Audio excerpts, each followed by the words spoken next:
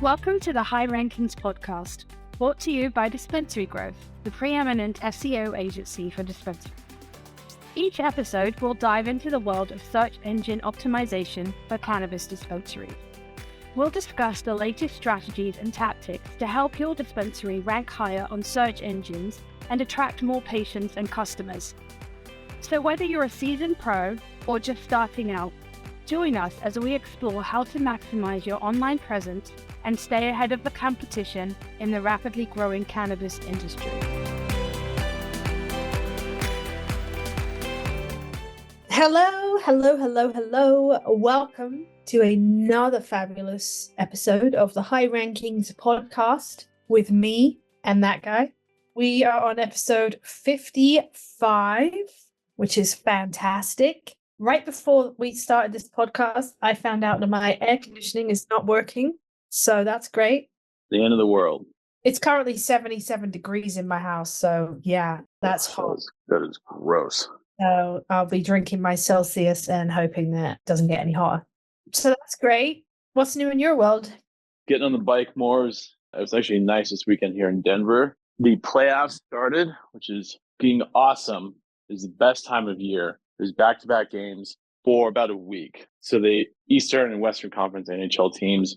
So here in Denver, Mountain Time, games will start at like 5 p.m. and then another game will start at 5:30 p.m. Then there'll be like the West Coast games at like 8:30. And yeah, it's fucking lit. I love playoff hockey.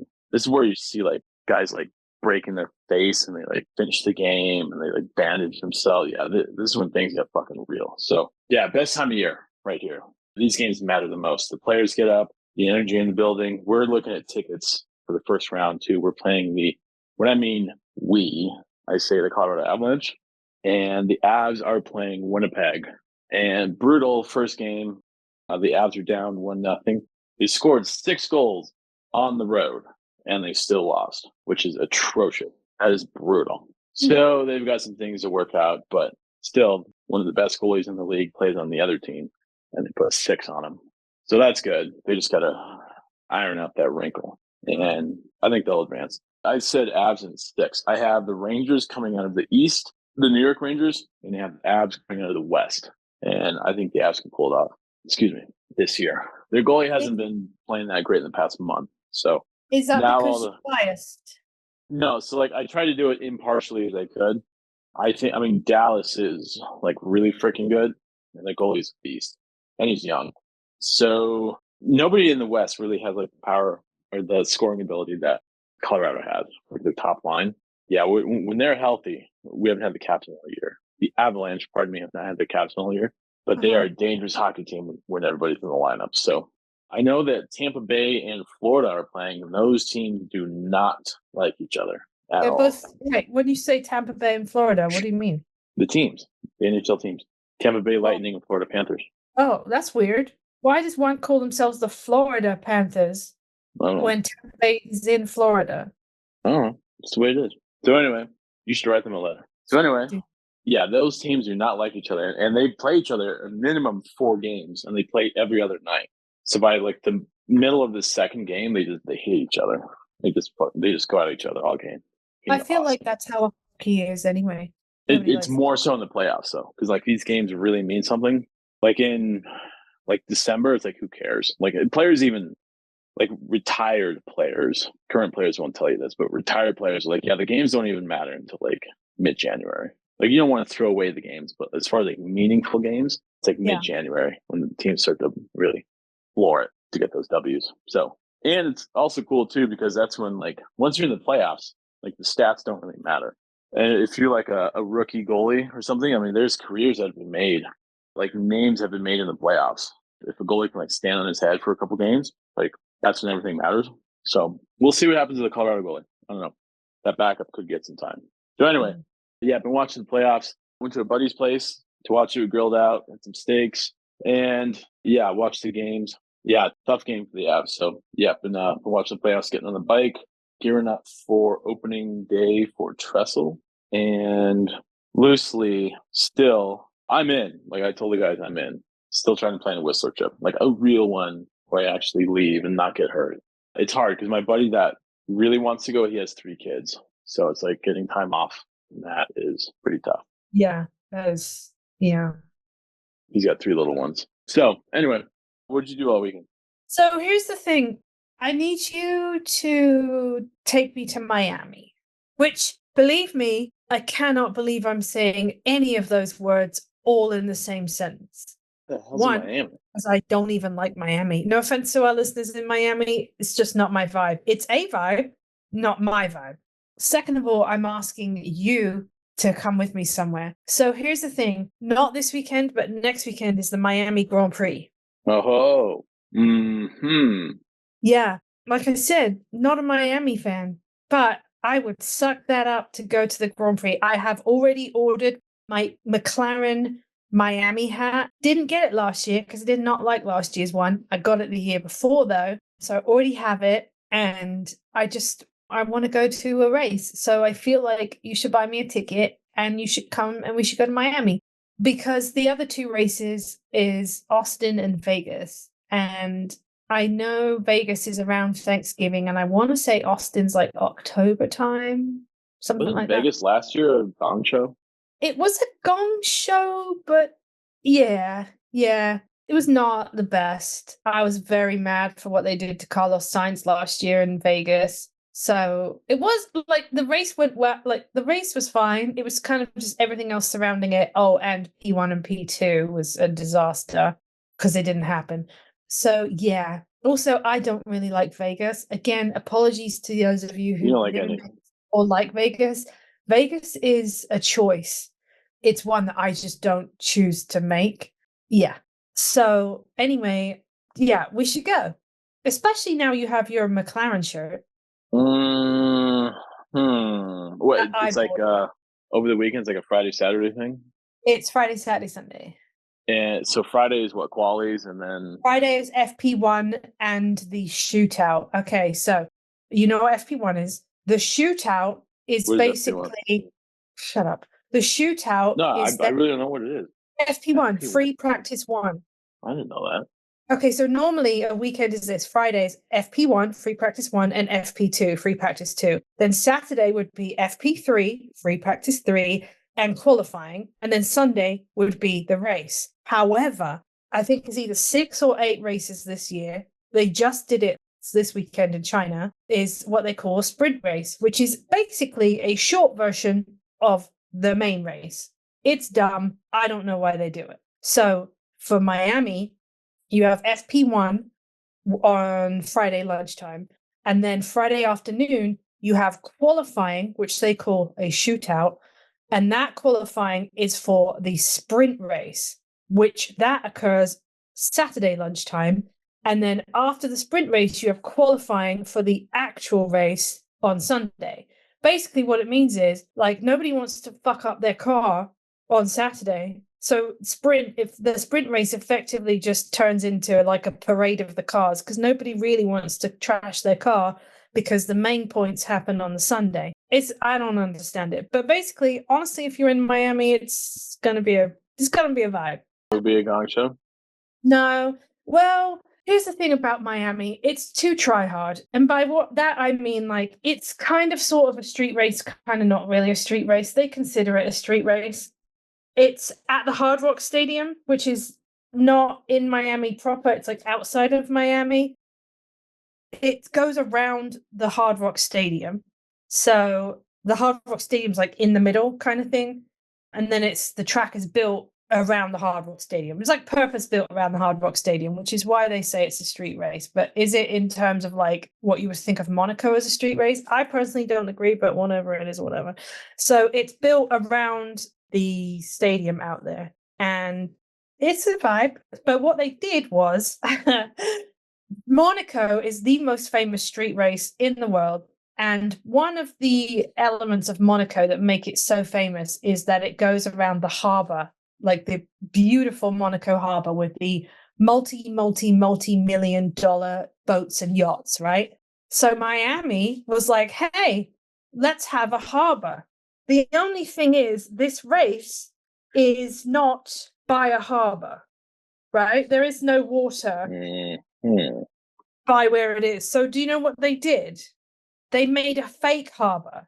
Swear to God, I'm not kidding. They painted one of the inside the track, one of the areas, they painted it to look like water, and then they brought in real boats, and they craned in these real boats, and they put these real boats on the fake water to make it look like a harbor, and then they had like seating areas around it and stuff. That would be That's my pretty goal. good. No, no. It's not good. It's so cheesy. It's terrible. You can't recapture Monaco in Miami. You know what I mean? I guess it's like So- having like those hot tubs that you see in the crowd at lacrosse games. Yeah, but those are real hot tubs, aren't they? They are, but it's still like, what the hell are they even doing? Like doing Okay, but this isn't even real water. That's what I'm saying. It's not even real. Like, it was painted. It was terrible. I have not seen what they've done this year. I don't know if they're bringing back the fake merino or not this year. I don't know. But when I say it was try hard, and then they like when they announced all the drivers, they bought them out like they were like, you know, when they bring out NFL teams and they try to do that, and the drivers were like, it's a bit much. You have like walk-up song? I think they gave them like helmets, if I remember rightly. I Oh, want to say they jeez. gave them helmets.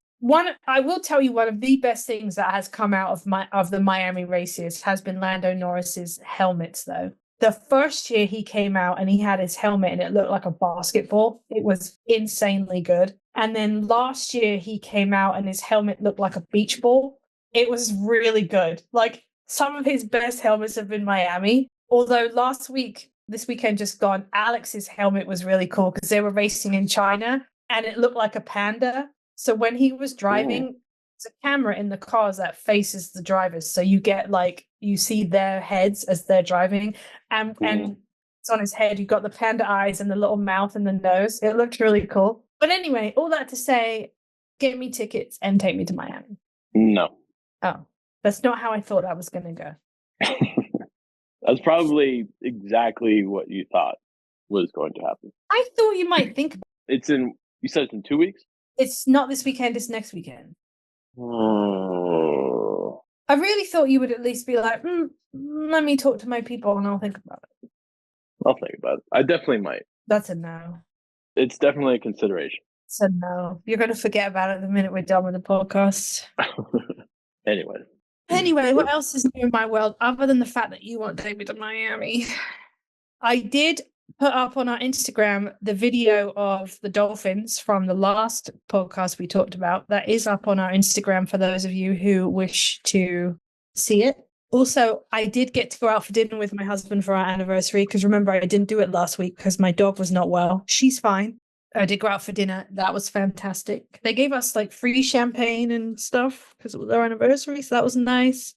where'd you guys go?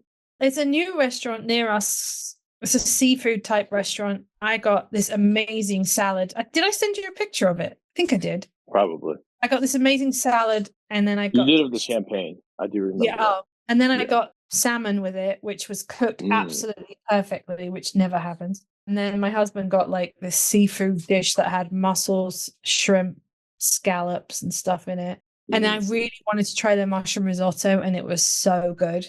Like I had a bite of it there because I wanted to try it. It was so good. And then we brought the rest home and I had it the next day for dinner. It was so good.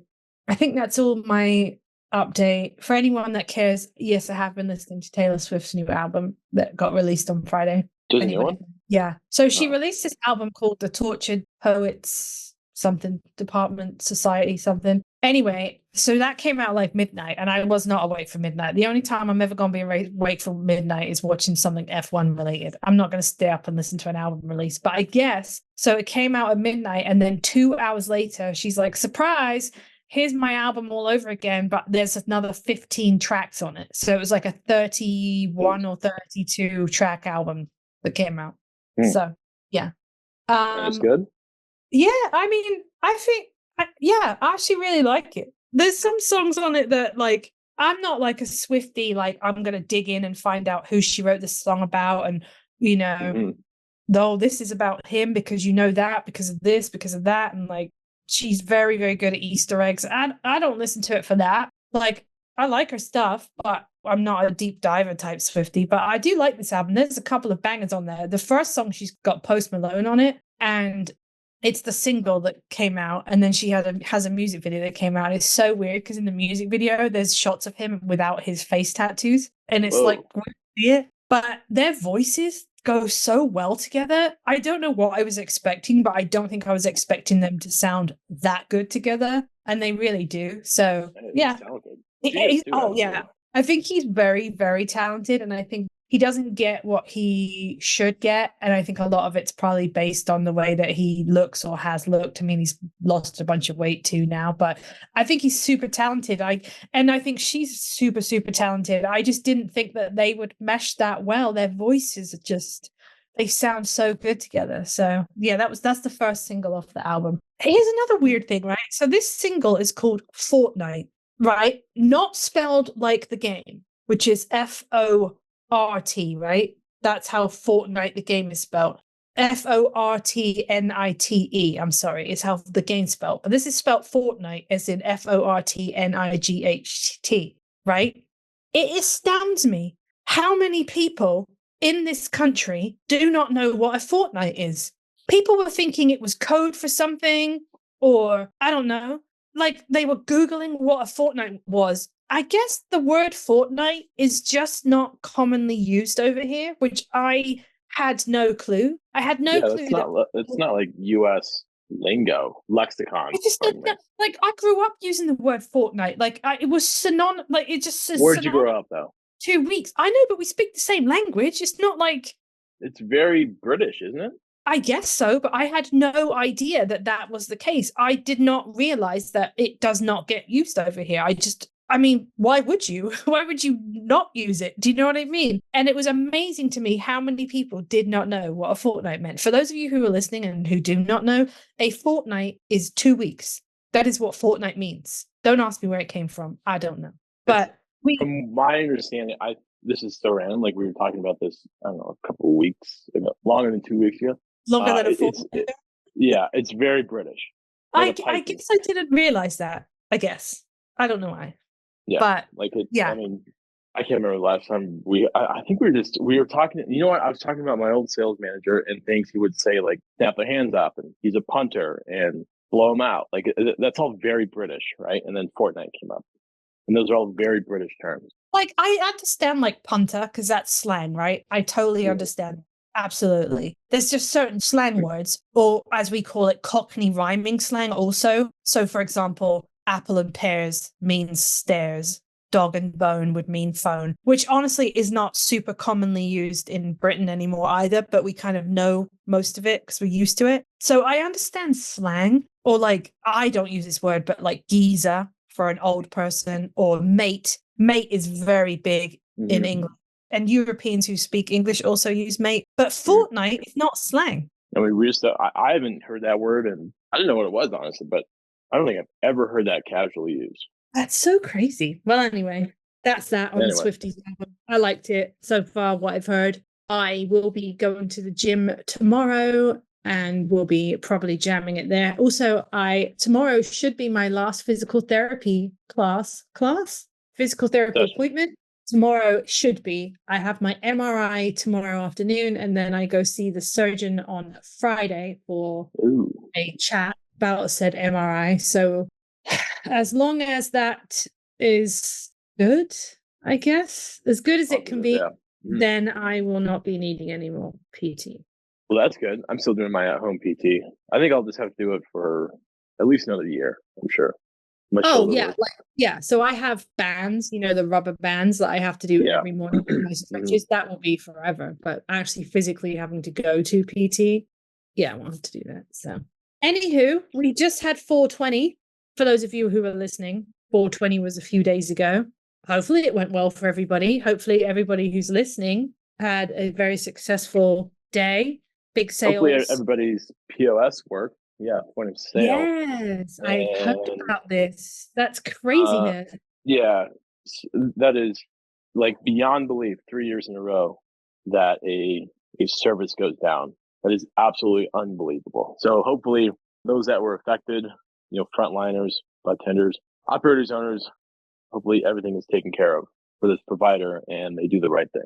I do feel bad for the bud tenders because obviously that's a very busy day anyway for them, regardless. But then when your POS goes down during such a busy day, I couldn't. I was on LinkedIn on Saturday. I could not believe. I'm like, you've got to be kidding me.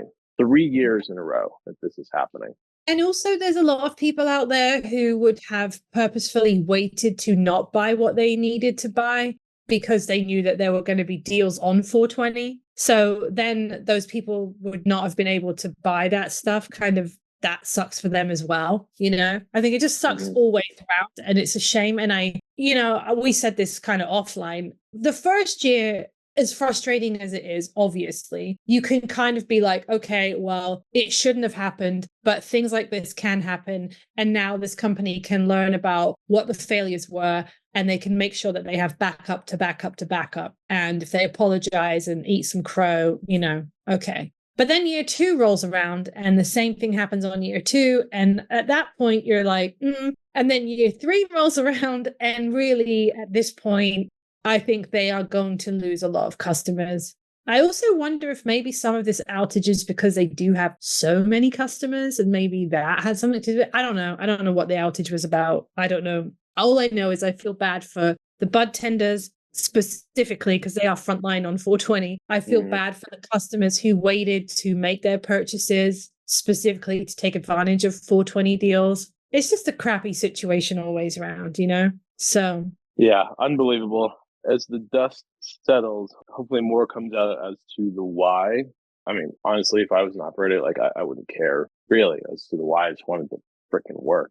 Not happen on the biggest day of the year and ruin our reputation. So hopefully everything is made right. So it kind of would be like the registers all going out at Target on Black Friday. Yeah, exactly. Like it's just that'd be unbelievable. I don't know. I'm not trying to shit on a company that's clearly having a bad week, but I feel bad, and I hope they fix it. Figure it out. Yeah, hopefully make it right, figure it out, and learn from it. I am sure heads are rolling. I am sure heads are absolutely rolling, and I just feel bad for everybody. But outside of that, I do hope that everybody did have a successful 420. It's a great day for our friends in the industry, and hopefully outside of that, I hope people listening were not affected, and I hope you guys had a wonderful day. So what we are going to be discussing today is nothing to do with that. We are going to be talking about duplicate content, which is like a no-no, and I'm sure we have talked about this many times throughout our episodes, why you have to be careful about duplicate content, how it happens, how to prevent it, that kind of thing. So that's what we're discussing today in this episode. While I slowly melt in 78-degree temperature inside my house now. So that's nice. All right. So do you want to kick us off and talk about what we consider to be duplicate content? I mean, it's pretty straightforward. Duplicate content. The reason why it is bad is because, let me take a step back. Okay, so Google ranks web pages, not websites. So individual pages are ranked on Google. So like a page about sour diesel and then a page about Northern Lights, for example, so strain. So what you don't want are 2 pages about sour diesel. So like one page should be all about sour diesel and the associated keywords about sour diesel. What is it? Lineage, specific uses, qualifying conditions that it can be used for, blah, blah, blah.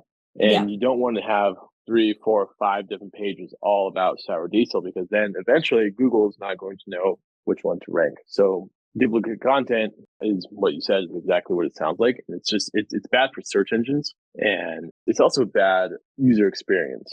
Like if you're looking for a specific answer on like where can I find it, does the dispensary closest to me stock or carry Northern Lights indica? Like I want that information as short as possible. And if I have to sift through like 6 different pages all on the same, like, all I want to know is where to find it. There should only be one place where I can find that on a website, on a dispensary website. Let me ask you this, and I'm asking you this because I think people are going to have this question. I know the answer, but I want you to explain it. You can mention sour diesel on other pages, correct? You just don't want more than one page specifically about sour diesel.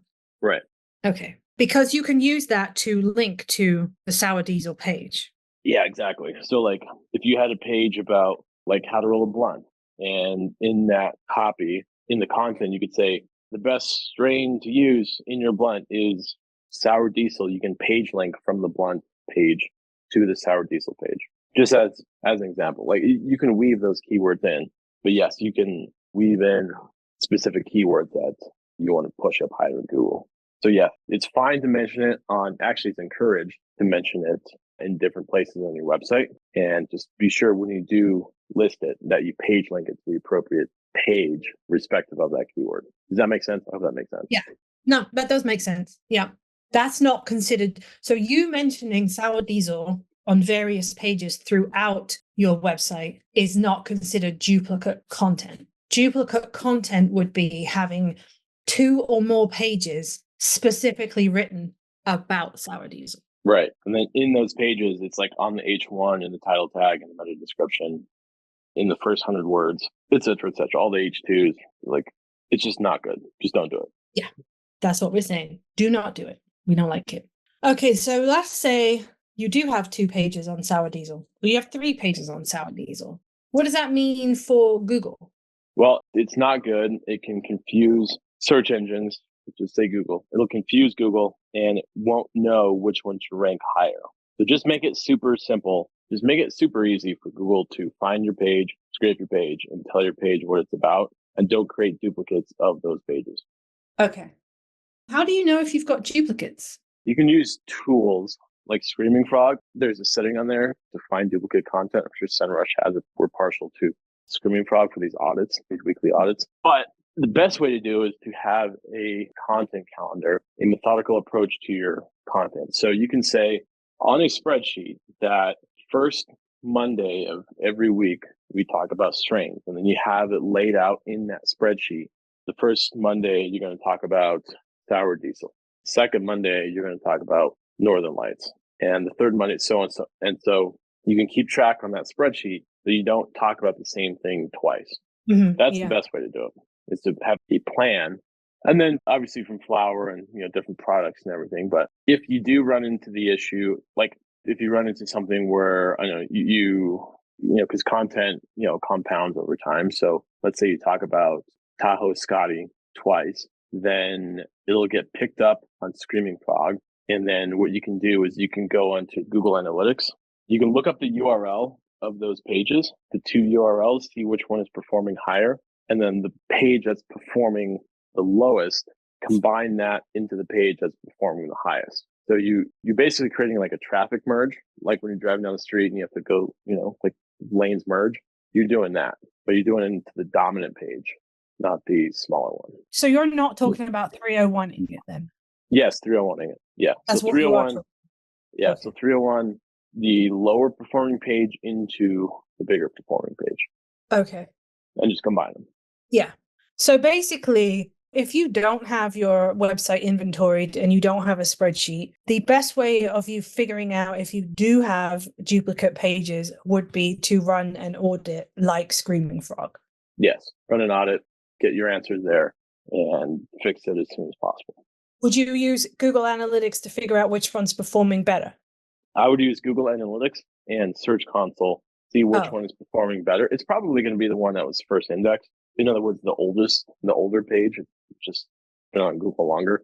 So just go into Search Console, Google Analytics, look up the pages, find the URLs. You can do like a content drill down and then bind the pages. Like I said, the lower performing into the higher performing page. Yeah. And obviously check your keywords too, because maybe you've got keywords on, even though one page might be lower performing, you might have keywords on there that you don't have on the first page. Yeah. So yeah. I definitely would, check that. There's like an H2, there's a paragraph. Yeah, exactly. Good call. Make sure, you're not like throwing anything away. Yeah, for sure. You got to fully optimize it as much as you possibly can.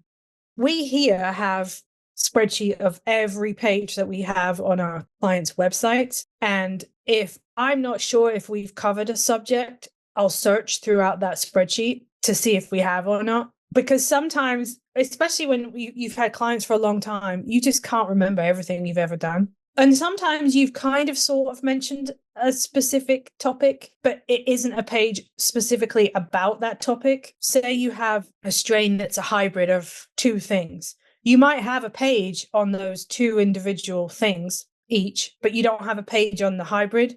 Then you can create your page on the hybrid and then link the two other strains into the hybrid page, if that makes sense. So even if you come up with it in a search, make sure you read through that specific web page to see if it really is about that or if that is just mentioned within that page. Because I do that all the time. I'm like, man, this sounds familiar. Have we covered it? And if we have, how? And then, go from there. Because sometimes it is page after page after page in multiple clients and you can't remember what you've done for who. So honestly, the spreadsheet is the best way to keep track of everything. And when you've been working with a client for like 2 years, 2+ years, you pull up that spreadsheet, right? Like our PM management system, it's like, at least for me, like my eyes have to adjust for a second. Like, geez, that's a lot of freaking content we've done. So, yeah. And then like, like you run the gap analysis and then it's like, what are your competitors ranking for? And then, wait, have we done this? Have we not done this? Have we done something similar to like a vape or like how to clean your bong or something like that? Oh yeah, then we can link the bong page to the how to clean it or like how to get the smell of weed out of your car or like something like that. So yeah, point is stay organized, spreadsheets are your friend, and update every single time you touch a piece of content or get it live, update that spreadsheet. Yeah. And also do not forget that you need to update your sitemap. Yes, that too. Any kind of major changes, you get 301 or anything like that. Yeah, good call. Update your sitemap. Yeah, because I feel like that's easily forgotten and we don't want to be doing that. So yes, always update your sitemap. Okay, so it's not really a deep topic to spend hours diving into. The gist of what we're saying is don't duplicate web pages. Make sure you have a good content strategy. Make sure that you have an inventory. Make sure that if you do find any duplicate pages that you 301 them after you've obviously optimized the correct page. In order to find any duplicates, you want to make sure you run an audit frequently. We talk about Screaming Frog all the time on our podcast, but there are other options out there. We just like Screaming Frog, and it will tell you if you have any duplicate pages out there. And that's kind of it, really. It's one of those things that if you have duplicate pages, it can really like cripple you in your website, especially if you have a lot of them. But it's not that hard to not have them, if that makes sense, as long as you obviously maintain a good inventory of your pages. And that's really it, I do believe, unless you have anything of any worth and value to add. I mean, I do every single day. But in terms of this, yeah, just stay organized, keep your content, keep a spreadsheet of everything on your dispensaries content, update that spreadsheet regularly. Who's the writer? When did it go up on the site? What's the URL? Just keep track of everything because it gets so messy down the line when you start getting like a couple hundred pieces of content. You're like, oh, do we do this? Do we do that? And then you have to go back and manually check. It's such a pain in the ass to do. So it's so much easier just to do it right from the start. So stay organized, keep everything updated, and keep your sanity because you're going to need it. You might need it for next year's 420. Who knows? Oh, right? God damn. Yeah. So anyway, yeah, just stay organized and stay updated. I think that's it. All right. Well, again, you know where to find us. Instagram, LinkedIn, YouTube. Like, comment, subscribe. Give us a review. Tell us how great we are. Well, how great I am. And I think that's about it. All right. Let's jam. Peace. And that's a wrap for today's episode of the High Rankings podcast, brought to you by Dispensary-Growth, the preeminent SEO agency for dispensaries. Thank you for tuning in. We hope you found value in the insight and the tips we shared. If you did, please hit that subscribe button. And if you're feeling super generous, we would love it if you left us a review. If there's a specific topic you'd like us to cover in a future episode, or if you have any questions, you can go ahead and find us on LinkedIn or YouTube. We'll see you next time.